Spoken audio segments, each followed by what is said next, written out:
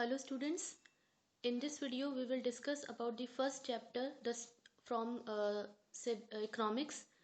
The name of the chapter is the story of village Palampur. Students, इस chapter में आपको एक स्टोरी बताई गई है एक विलेज के बारे में पालमपुर, और उस स्टोरी के को इसलिए बताया गया ताकि आप प्रोडक्शन से रिलेटेड कुछ कॉन्सेप्ट्स को समझ पाएं.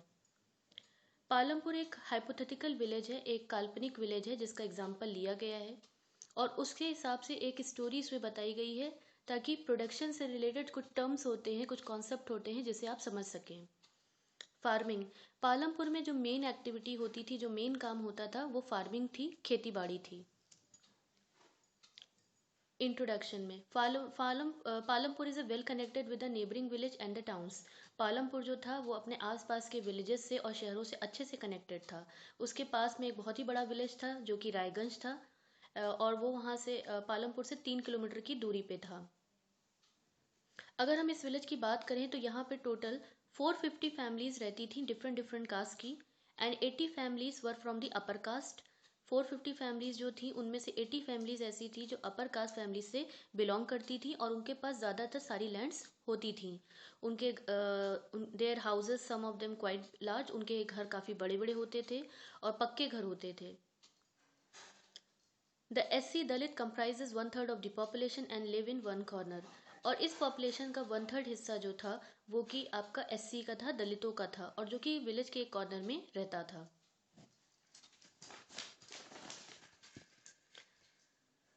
Organisation of production.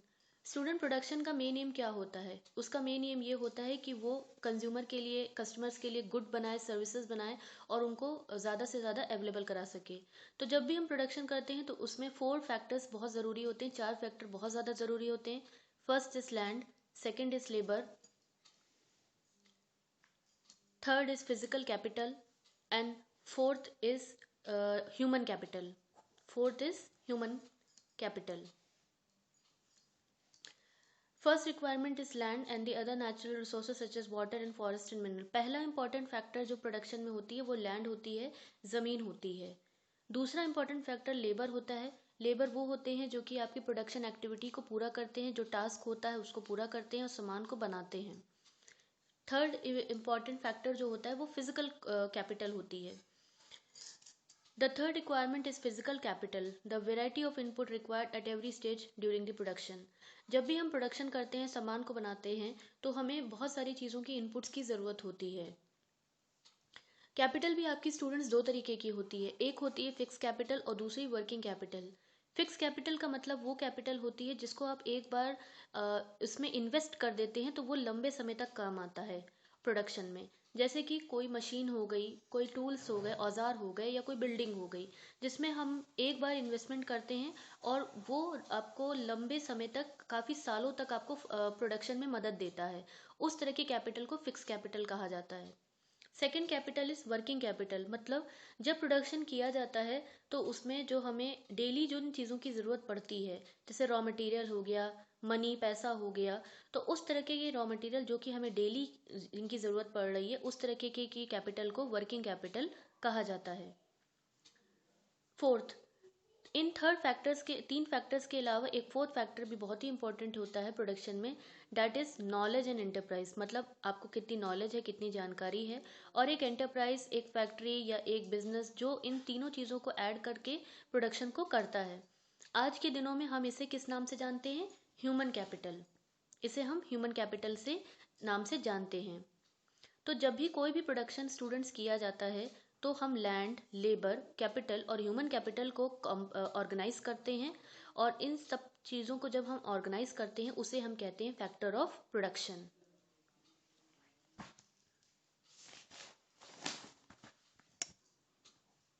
Student, production को इंक्रीज करने के कई मेथड हो सकते हैं. अगर हमें एक सेम लैंड के ऊपर प्रोडक्शन को इंक्रीज करना है तो हम मल्टीपल क्रॉपिंग का रास्ता अपना सकते हैं. मल्टीपल क्रॉपिंग का मतलब होता है स्टूडेंट्स, जब एक लैंड के ऊपर अलग अलग तरीके के क्रॉप्स को ग्रो किया जाता है तो उसे हम मल्टीपल क्रॉपिंग कहते हैं. Another way is to use the modern farming method. इसके अलावा हम और तरीके की फार्मिंग मेथड्स का यूज़ करके अपने ईल्ड की जो खेती होती है उसकी पैदावार को बढ़ा सकते हैं. पहले हम देखते थे कि बहुत पहले के टाइम में बहुत ज़्यादा ट्रेडिशनल, बहुत ही पुराने तरीकों का यूज़ होता था. Till the mid 1960 the seed use in cultivation were traditional one. अगर हम 1960s तक की बात करें तो जो बीज जो यूज़ होते थे कल्टीवेशन में वो बहुत ही ट्रेडिशनल होते थे और उनसे बहुत ज़्यादा ईल्ड पैदा नहीं होती थी, बहुत ज़्यादा प्रोडक्शन नहीं हो पाता था, खेती नहीं हो पाती थी। लेकिन फिर 1960 के बाद एक समय आया जिसे ग्रीन रेवोल्यूशन कहा गया। इस ग्रीन रेवोल्यूशन के दौरान फार्मर्स ने क्या किया, वीट और राइस का कल्टीवेशन बहुत ज़्यादा किया और उसमें जब इस तरह का वीट राइस का कल्टीवेशन किया जा रहा था तो उसमें हाई यील्डिंग वैरायटी सीड्स का यूज़ किया गया। ये हाई यील्डिंग वैरायटी सीड्स क्या होते हैं स्टूडेंट्स? इसका मतलब ये होता है कि ये आपको ज़्यादा से ज़्यादा यील्ड, ज़्यादा से ज़्यादा ग्रेन्स को पैदा कराने में मदद करते हैं। इसकी क्वालिटी भी बहुत अच्छी होती है ग्रेन्स की। आप सेम पीस ऑफ लैंड पे ज़्यादा से ज़्यादा लार्ज क्वांटिटी में फूड ग्रेन्स को पैदा कर सकते हैं। ग्रीन रेवोल्यूशन का इस्तेमाल सबसे ज़्यादा फार्मर्स जो पंजाब के थे, हरियाणा के थे या उत्तर प्रदेश, वेस्टर्न उत्तर प्रदेश के जो फार्मर्स थे, उन्होंने सबसे पहले इस तरीके के मॉडर्न फार्मिंग मेथड का इस्तेमाल किया था।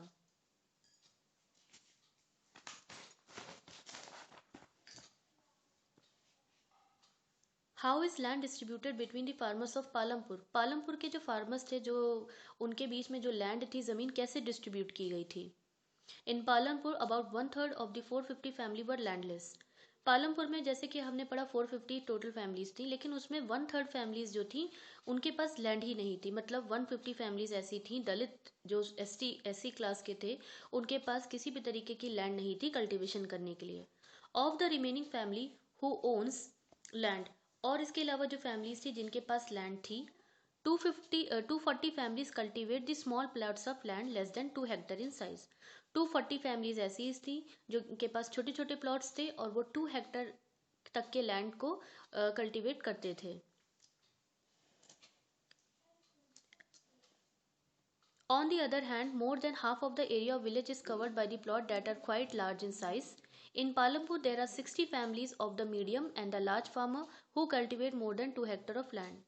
पालमपुर में 60 फैमिलीज थी जो कि छोटी और बड़े बड़े फार्मर्स होते थे उसमें, और वो 2 हेक्टेयर तक की या उससे भी ज़्यादा तक की लैंड को कल्टीवेट करते थे।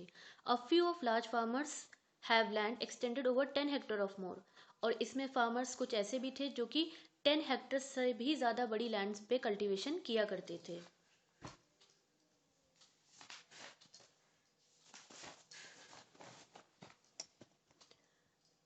नॉन फार्म एक्टिविटीज़ इन पालमपुर। फार्मिंग जो मेन फार्मिंग जो एक्टिविटी पालमपुर में थी वो फार्मिंग थी, लेकिन इसके अलावा भी स्टूडेंट्स कुछ नॉन फार्म एक्टिविटीज़ थी जो कि पालमपुर में होती थी। 25% of the people working in Palampur are engaged in activity other than agriculture. Palampur में 25% लोग ऐसे भी थे जो कि एग्रीकल्चर के अलावा कुछ और एक्टिविटीज़ भी करते थे। Number 1 dairy and the other common activity. Dairy एक बहुत ही कॉमन एक्टिविटी थी जो कि पालमपुर की फैमिलीज करती थी। Second, small scale manufacturer in Palampur. At present less than 50 people are engage in manufacturing. Second activity जो कि पालमपुर की फैमिलीज करती थी वो थी स्मॉल स्केल मैन्युफैक्चरिंग, छोटे स्तर पे मैन्युफैक्चरिंग का काम करना। प्रेजेंट में लेस देन 50 पीपल, 50 से भी कम लोग जो थे वो मैन्युफैक्चरिंग में इन्वॉल्व थे पालमपुर में। The chapter is over. Thank you.